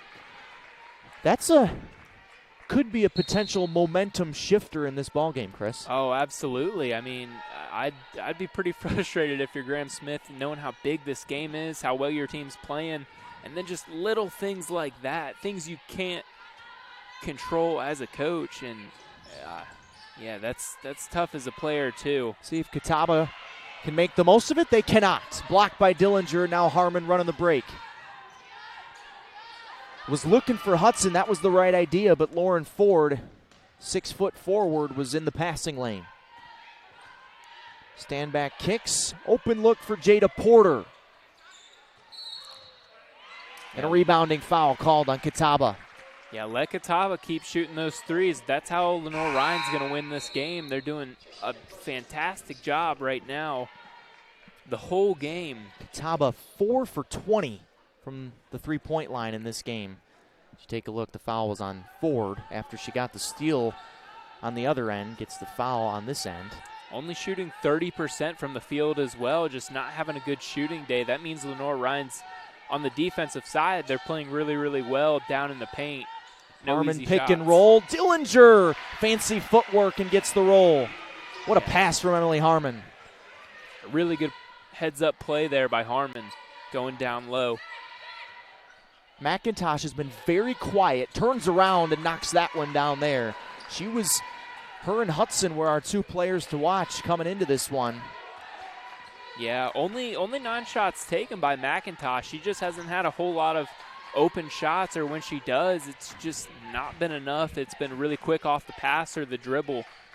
12 points a game for her, but that was only her second shot attempt of this third quarter. McClung looking for a screen from Dillinger. Instead, she'll bounce it to her. And now we'll get it back with 3. Long floater off the heel. And the rebound to Wampler. Shot clock was winding down there. Stand back off the bounce. Gets head and shoulders past McClung, but couldn't finish. And then rips it away from Crooks. Just a good individual play there by Shemaya Standback to get the possession back for Catawba. The Indians will try to get this thing back to single digits. DeShazo thought about a 3, takes a 2, missed it short. Dillinger the rebound. Harmon, stutter step, floater. Hasn't been making that shot here in this third quarter. Yeah, Catawba's been doing a better job rebounding on the offensive side, but the Bears have been doing better on the defensive side, and that's where it's been turning into points for the Bears. 13-7 on the offensive side, with Catawba having that 13, but on the defensive side, the Bears have 8 more rebounds. And on the defensive side, that means they're taking away opportunities for Catawba to score. Setting themselves up in a really, really good position to head into the fourth quarter. Post feed to Hudson. She's been quiet in the third quarter, but not anymore. She catches it that deep, it's basically game over. Yeah, tough to defend. Crooks tried to get in front of McIntosh, could not. Stayed straight up. And then a foul called. McIntosh, after she missed, gets called for the reach-in. It's been that kind of night for Catawba. It's the 4th team foul on the Indians here in the third quarter. 4 team fouls apiece, so both in the bonus for the last 60 seconds of this third. Coming off a close loss for Catawba, you didn't know how they were going to respond, if they were going to come out, shoot lights out. One of their players had 34 points, but they just haven't responded that well. Ball's loose, ends up in the hands of Hudson, who gets fouled. And I think that Terrence McCutcheon is looking to maybe get teed up here as he's out near half court, pumping his fist and punching air. Yeah. Head coach Terrence McCutcheon, he's not very happy with the referee crew tonight. Brandy Hudson shooting 2. And I understand Terrence McCutcheon being frustrated with how this game has gone so far. But I'm not sure if technical here is the right move. Yeah, he's getting closer to it. Hudson perfect on both free throws. She's into double figures for the 14th consecutive game. 14-point lead for the Bears as well. About a 8-second difference between game and shot clock. Ford. Stand back stutter steps. And a foul called on Hannah McClung, which is her 4th foul. Yeah. Expect her to come out of see some time. I see Landseedle coming in right now. So Lansadell will come in for her, as you said. And now both coaches really giving it to the officials. Stand back at the line shooting 2. She's only 53% from the free throw line. This is not a strength of her game as she clanks the first one off the heel. Yeah, with a 14-point deficit for the Bears, you got to feel good and a little bit nervous. You're not usually up that high against somebody or this team that it's this good. Shot clock turned off. Last opportunity here for the Bears if they hold on to it. And there's a foul there on Davy. Got too close to Wagner. And Alyssa will head to the line to shoot 2. This is only her second free throw attempt of the year. As you take a look at the Spangler replay. Not a whole lot there. Yeah, I don't know about that. Alyssa misses the first. Junior from Harrisburg, NC. Went to the famous Hickory Ridge High School. Rolls in the second. So 18 seconds for Catawba.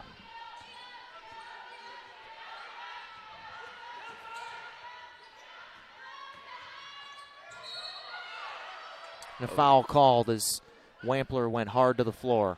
Yeah, she was falling down as the shot was coming out, and she took a hard hit right on the hip. And now the officials are getting after the Catawba bench, not even Terrence McCutcheon. We saw a technical foul on the Bear bench earlier this quarter, as there's a foul there on the Bears. So Wampler will shoot 2, and the conversation continues. At some point, the officials have to just stop. They can't allow Terrence McCutcheon to stomp up and down the sideline and gesture and do all these things. At some point, it has to be enough. Yeah, and absolutely. I sympathize with Terrence McCutcheon that he's frustrated with how this game is going, but at some point, you have to move on. A lot of it has not been the refs either. Of course, and yeah. I think that's where most of his frustration stems from, but still. 5 seconds to go. Crooks trying to beat the buzzer. Hudson does! What a feed from Blakely Crooks. And the Bears will head into the fourth quarter with a 16-point lead over the number 14 team in the country.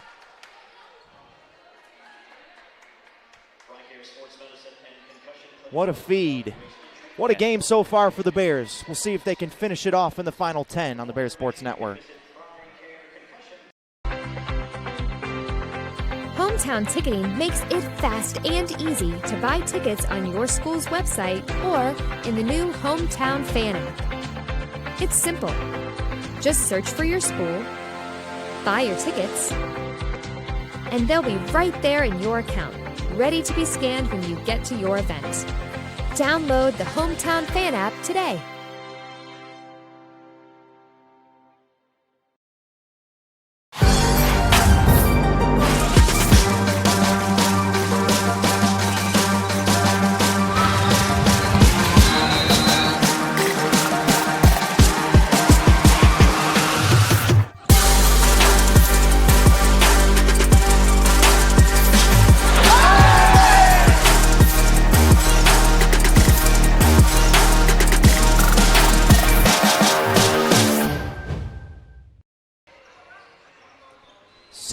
Point lead here as we head to the fourth quarter. The lead was 10 at halftime for the Bears, and it has grown to 16.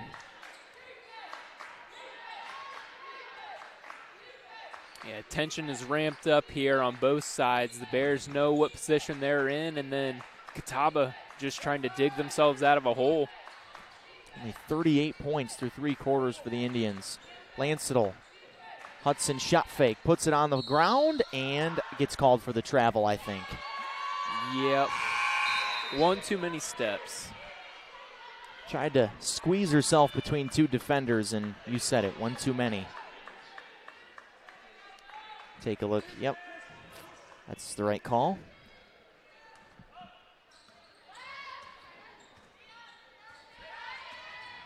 Catawba can't afford to have too many empty possessions here in the fourth quarter. DeShazo gets cut off by Wagner.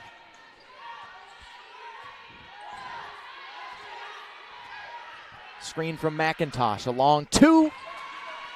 drops down for Tasha DeShazo, who averages just under 10 a game, and she's right there with 9 points today.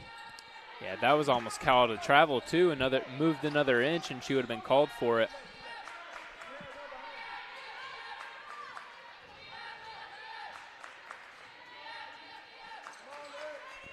Bears don't have to go too fast. Lancetal a three. Almost got the roll. Offensive rebound to Wagner. Sandwiched herself between two Indians down there. Hudson left it short. Lancetal fights. Back to the Indians. Crowd disagrees with that call, but I believe a Bear touch. I think it was off of Lancetal. Yeah. Good to have a few more fans back in the shoe after the restrictions in January. Still some limits, but more people allowed in the building than previously. Yeah, it creates a really nice atmosphere here in the shoe. Davey, a strong drive, but missed the rim.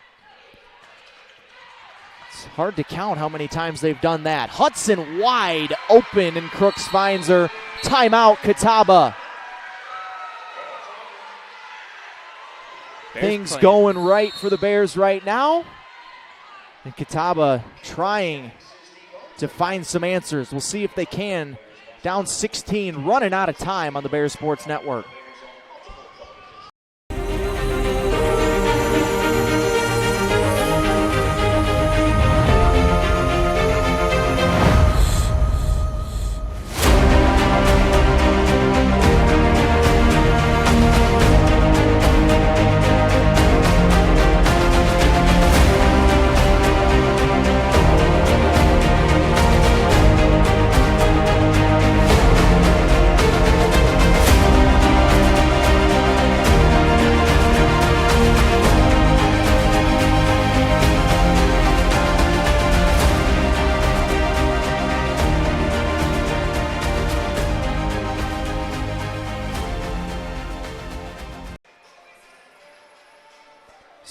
Point lead for Lenoir-Rhyne over number 14 Catawba, 56-40. Take a look at Brandy Hudson. Remember, she didn't even play in the first quarter. This is just the second, third, and the first couple minutes of the fourth quarter. 16 points, 2 rebounds, 6 made field goals, 4 made free throws. So for the 14th game in a row, Brandy Hudson into double figures. And the lead for the Bears is double figures over Catawba. Has been all LR basically from the jump tonight. See if the Bears can finish it off here against one of the top teams, not only in the SAC, but in the country. Catawba not hitting well from beyond the arc and not getting a whole lot of opportunities down low. They're going to have to start doing something, a little bit more movement, trying something else, or just keep trying behind the three-point line for anything. Thorne contorts her body and gets the roll as she avoided Harmon. And the press continues to be on for Catawba.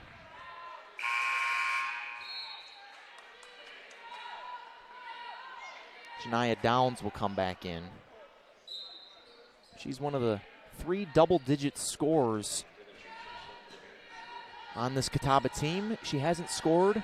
She's only played 5 minutes in this game. Yeah, just nothing has gone Catawba's way today at all. The leading scorer is DeShazo with 11. McIntosh, only 9. And then Thorne coming off that 34 points. She only has 4 points. Wagner gets a step, left the layup short up against the side of the rim. So that was a big stop there for Catawba, trying to get back-to-back buckets. And before the shot, I think, is the foul on Alyssa Wagner. Let's see what the officials do. And one official said, the official that called the foul said it was before the shot, and that is what they will do. So it'll be Catawba basketball out of bounds.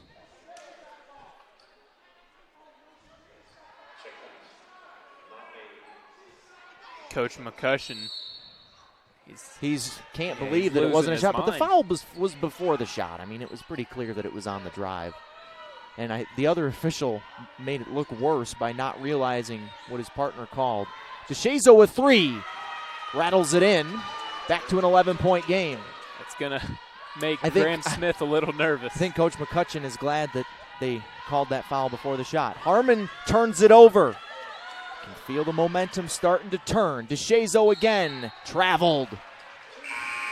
Needed to put it on the floor once and did not.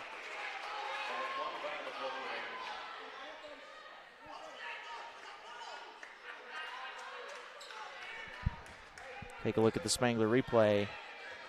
Yeah, just needed one dribble. Yep, one step too many. McClung doubled. Tries to throw it off the Catawba player and cannot. Back to the Indians. Catawba, you can feel the momentum just shifting right now. The Bears have played really, really well against that press, and yeah, just got caught on that one. We haven't seen that since the first quarter. Bears need to pass through the press instead of dribble. Thorne. Standbacks had a good second half. Doesn't get that roll, and Hudson secures the rebound. Big empty possession there for Catawba. LR should be content to kind of dribble the air out of this thing. Use all the shot clock down the stretch here, still with a double-digit lead. Yeah, they didn't do anything special tonight except on defense. They're hitting right about at their season averages from the field and beyond the arc. McClung. Wild shot. Here comes Thorne, dumps it off. DeShazo gives it back to Standback. Only 5 points in this one for the reigning second-team All-SAC performer.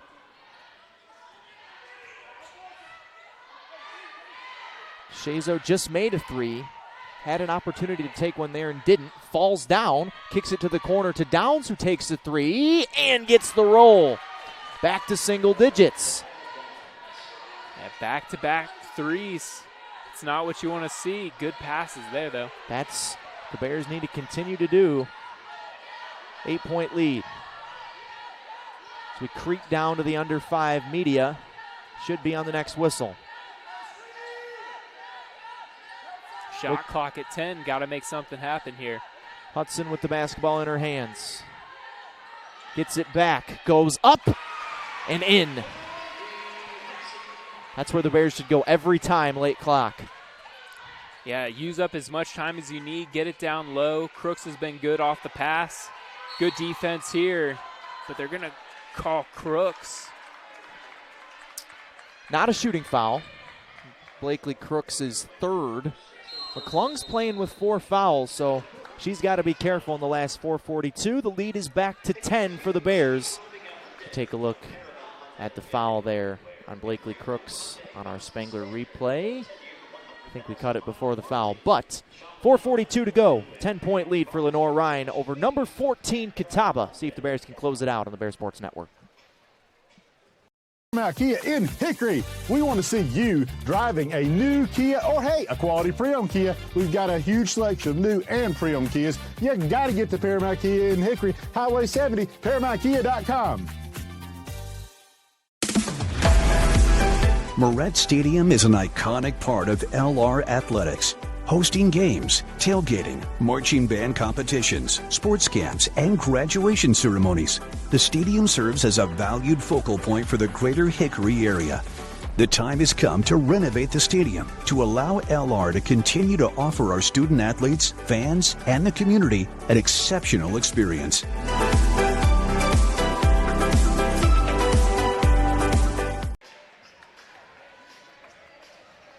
10-point lead for Lenoir-Rhyne. 4:42 stands between the Bears. And a huge upset here on their home floor inside the shoe. Eric Bach, Chris Rickenbaugh, glad you're with us. Catawba has made some plays here in the fourth quarter.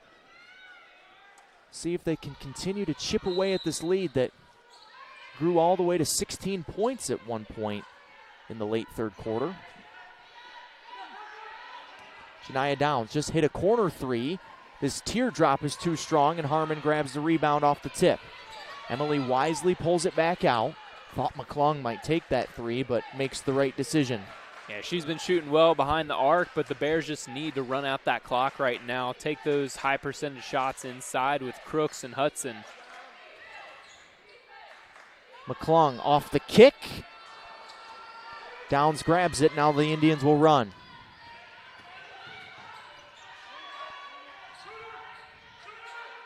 Downs made one from the opposite corner. Missed this one from the near corner. But another offensive rebound for Catawba. They've got 14 of them in this game. McIntosh, guarded by Hudson, gets the angle, missed the shot. Ball is loose, and McClung grabs it, but throws it away. Back to Catawba. Yeah, the roommate connection didn't work there. I thought that was it looked like a behind-the-back pass, but I think it was just down the baseline. Down on her knee, tried to fling it to Wagner over there. Crooks, good defense on Downs. Elbow jumper for McIntosh. Rolls around and out. And a foul on the Bears on the rebound. And that'll be Hannah's fifth. So McClung is out.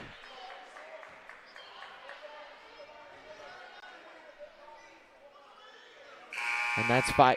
It is 5 fouls on McClung. It took. Yep.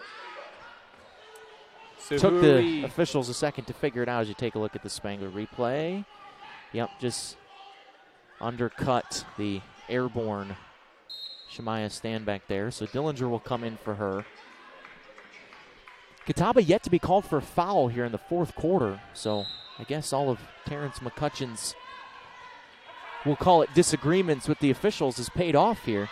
Yeah, Dillinger's going to be a good option to go to here late in the game. 10 points, 6 rebounds. Downs, top of the circle, way short.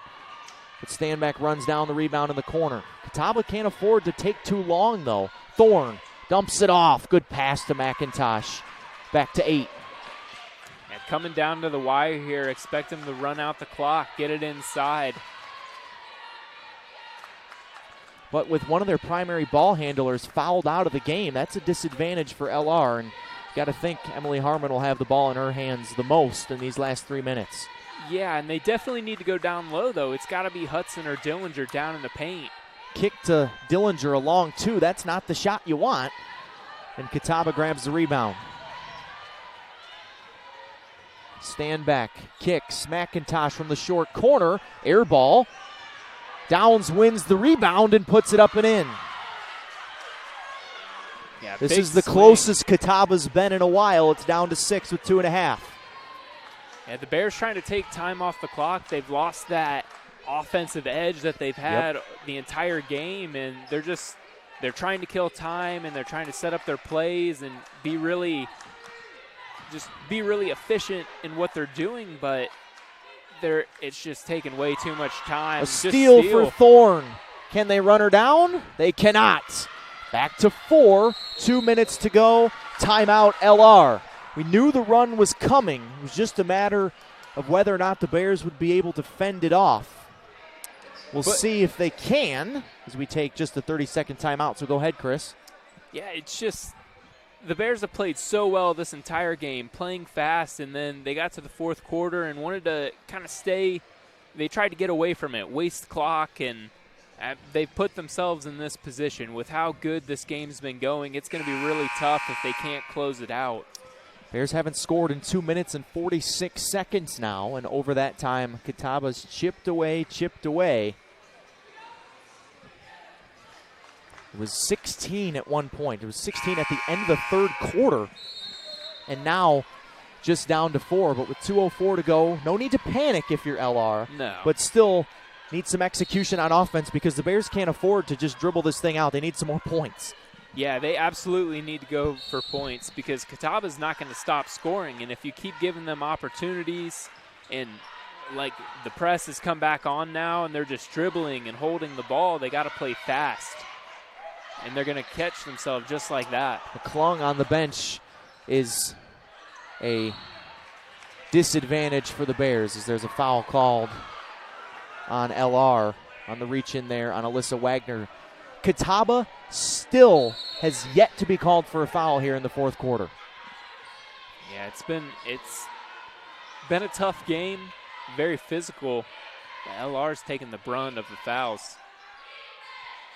Stanbeck had a look, now will drive, and a blocking foul called and one. Crooks tried to take the charge, but she was in the restricted area. And Catawba, after being down 16, can make this a one-point game with the free throw. As you're looking at the replay, Crooks yeah. clearly in the restricted area there, so that's an obvious block. Stanback, not a good free throw shooter, just over 50%, but she swishes that one, 1-point game. Yeah, 16-point lead down to 1. Wow. It's been over 3 minutes without a bucket or a single point for the Bears. You either got to go down low to Dillinger or Hudson or find a way to get yourself on the free throw line. That's the only way the Bears are going to put points on the board. I agree. 8 to shoot. Crooks, feed to Hudson. Bears need a bucket. Brandy delivers. Back to a 3-point game. What a game. Steal for Harmon. Here she goes. Counted and a foul. Emily Harmon. Clutch. Got this place rocking. Fans are on their feet. Benches on their feet. You're going to look at a replay right here. A lazy pass and a good steal by Harmon and an easy layup. And I was surprised that Stanback got called for that, but just a little bump there. Yeah. Doesn't take much. And you're going to send one of your best free throw shooters to the line. That went from 1 point to 7 really quick. 6. I thought she had 2. It's been a day. I'm not good at math either. Under a minute to go. Travel called. Thorne got going too fast and turns it over for the 19th Catawba turnover. Timeout, Lenoir-Rhyne. But, Chris, things got really dicey there for the Bears. And where did they go? They went to Brandy Hudson. She delivered. On the other end, Emily Harmon gets a steal. She delivers. So you go to the Sisters H, Hudson and Harmon, and the Bears have taken back control when it feels like all the momentum was in Catawba's favor. Yeah, I mean, you saw just on those past couple minutes, they got aggressive again. They started going after it. When they got on the defensive side, when Catawba was putting up all their points, they were just kind of letting it happen, saying, okay, we have this lead, we can give a couple points, but then it got to a point where we're looking at the scoreboard and it's 4 or 5 points, right. And that's when the problems happen. And once LR got aggressive again, they're back up on top. And Catawba still, it's just a 6-point game. They're 2 shots out of this. This game's certainly not over, but if the Bears get a bucket here, that'll certainly make things a lot more difficult for the Indians. Harmon will trigger in front of her own bench, gets it into Crooks. Wonder if the foul is coming. Looks like Catawba's playing for the steal right now. I think they have one more possession, but that's going to be it there. Tipped by Stanbeck. And with 19 on the shot clock, the Bears will keep it with 43.9 to go. Yeah, Bears have done a really good job on the defensive side rebounding, but Catawba's done better on the offensive side, but that's just for themselves, and it just hasn't turned into last chance or second chance points, but that's going to be tough. 5 seconds. Gosh, seemed like the ball was already gone when he blew his whistle, but anyway, that's a big turnover for Catawba. Yeah, it's going to be tough there. Still a 2-possession game. Man, officiating has been suspect here down the stretch, and now a touch foul called on the Bears, and Graham Smith is incredulous, and honestly, I don't blame him. That was a quick 5 seconds, and then a little touch foul here. I mean, come on. That's not a foul. Calling it pretty close, and that's got both coaches just out of their seats. Honestly, I take back what I said earlier about Terrence McCutcheon. He has every right to be upset. Well, not at that time. Well, there maybe was not a at that time. 14-point difference. It was a little bit of a different situation. Now, yeah, I can understand it. Graham Smith is a little bit more composed than most people would be in this situation. Credit to him.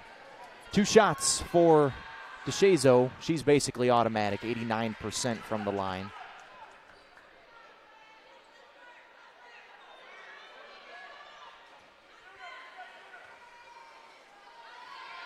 Don't forget, we got the men's game coming up. As DeShazo has both back to a 4-point game. Timeout LR. They'll advance the ball, of course. This has turned into a really good ball game down the stretch. And I think we've known throughout most of the season that Lenoir-Rhyne can compete with the best in this league. You know, they gave Carson Newman a good game for a while. Gave Tusculum a good game for a while here. Battled with Lander early in the season, who's a top 10 program. Obviously ahead of Catawba right now with 32.2 to go, and Catawba is, for the past few years, been among the elites in the SAC. So tonight, if the Bears are able to finish this off, will get their first real big win of the Graham Smith era. And these are the types of games that Graham Smith was brought here to win. And if the Bears can hold on with 32.2, you know, last year was such a weird year to take over, you know, in the COVID year. Absolutely. You got pauses, got roster turnover.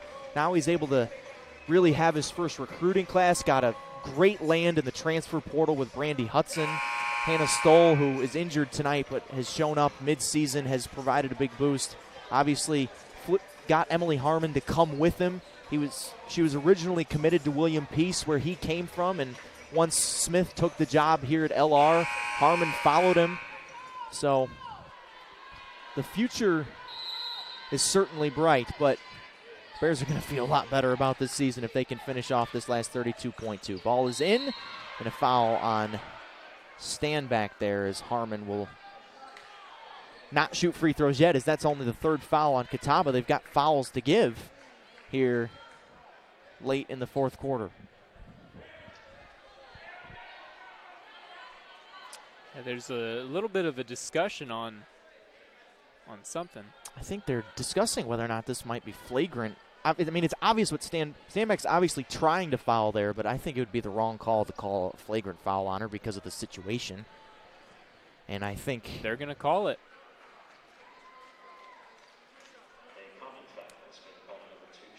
Yeah, I guess it's not 2 shots. The official said it's 2. It's just a common foul. Okay. So that's the right call, I think. Yeah, it wasn't anything super aggressive. I did notice on the LR bench, Landseedle has an ice pack on her shoulder, so we won't be seeing her for the rest of the game. And a steal. Oh, Standback just can't corral it as she about takes out Terrence McCutcheon there on the sideline as he catches her. And our man, Eddie Nickerson, ace facilities man, comes over and immediately pounces on it to fix the table. Yeah, McCutcheon caught her, and then the table caught him. So 29.5 on the game clock, 29 on the shot clock. So Catawba's going to have to foul. The ball is loose. And I think a foul on Harmon called. Who is the foul on? Oh, it's on really? Lyric Thorne. I can't believe that. No.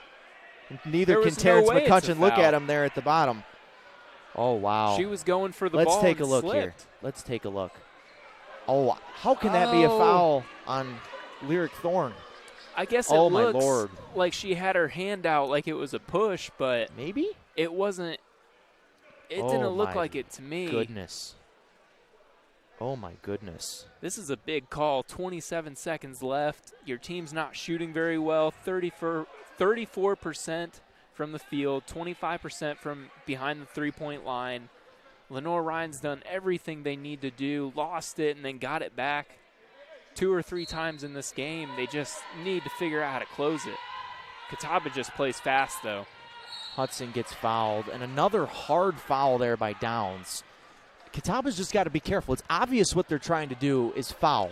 Yes. But that's 2 in a row now. The first one on Standback and this one on Downs, where it's just the officials are going to give them the foul if they just kind of reach out and grab the girl. But that's basically 2 tackles in a row, and they're leaving it in the hands of the officials to make a judgment call of whether or not it's flagrant. And and that's what Grant Smith is upset about right now. And I understand. I understand. That's the 4th team foul on Catawba, so the next one is free throws for the Bears. So Thorne doesn't foul right away. And now Wagner fouled. McCutcheon is out on the floor now, and he's probably going to get teed up, which at this point in the game, I would understand that he's going to.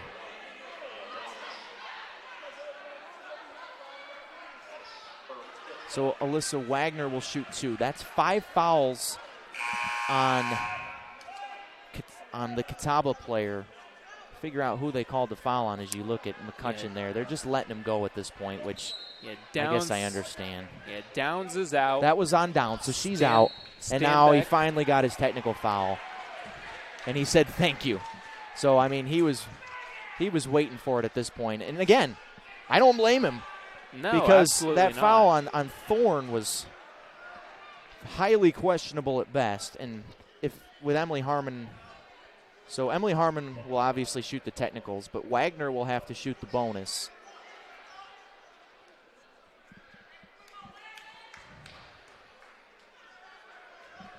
It's been a frustrating night for Catawba and exacerbated by the officiating here late. So this is the 2 shots for the original foul on the Indians. So now Harmon will shoot the technical.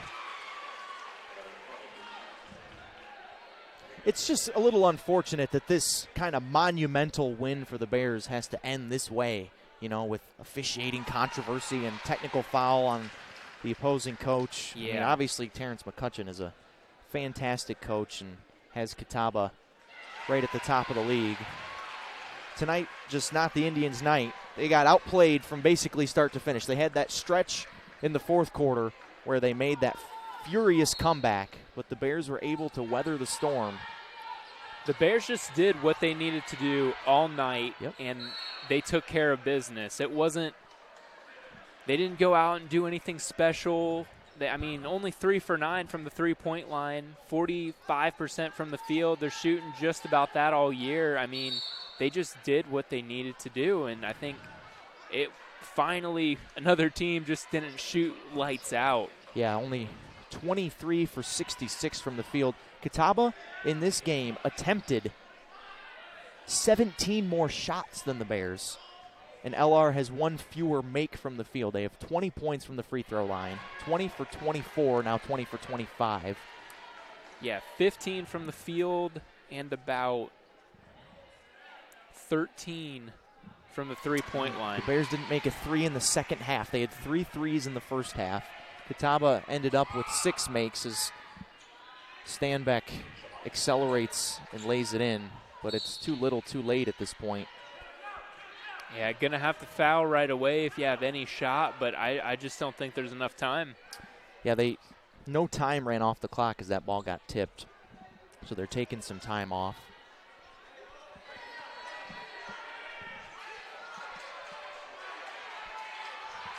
Oh, there's a disagreement going on. We got a little bit of not pushing and shoving, but people getting right up in each other's faces, and Hudson and Wampler are in the middle of it, but it looks like we've got a firecracker about to be lit right there. Hey, it's a rivalry.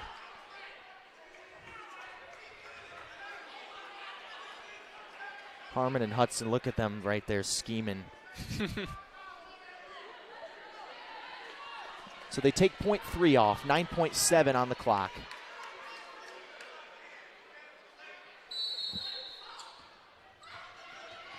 Brandy Hudson catches. I don't think they're going to foul, and they do, actually.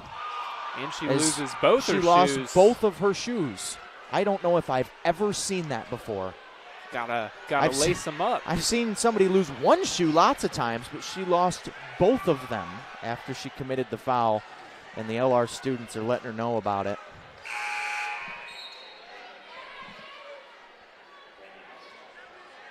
So this game has just been kind of wonky at the end. Last minute of the game has taken, feels like an eternity.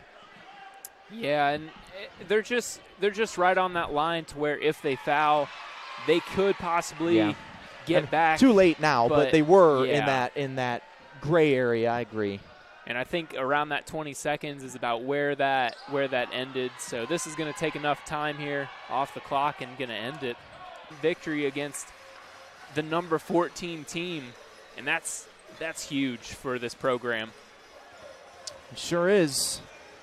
69-61 the final. Brandy Hudson, that's 3 quarters worth of stats right there. She didn't even play in the first quarter. 21 points for her 14th straight double-digit scoring output. 3 rebounds, 5 made free throws, 8 made shots. She went 8 for 12 from the floor. She played every second of the game other than that first quarter. 30 minutes played, and she was a JUCO All-American in Chicago last year, and she has proven that down the road here at LR, she could very much be an NCAA All-American. As you take a look at our final stats presented by East Coast Wings. Led 13-11 at one point in the first quarter, but other than that, they did not lead. So not quite a wire-to-wire to win, but about as close as you can get. Lenoir-Rhyne 69, Catawba 61. As we get set for game number 2. For Chris Rickenbaugh, the rest of our crew, Eric Bach saying see ya in about 23 minutes for the men's game between LR and Catawba on the Bear Sports Network.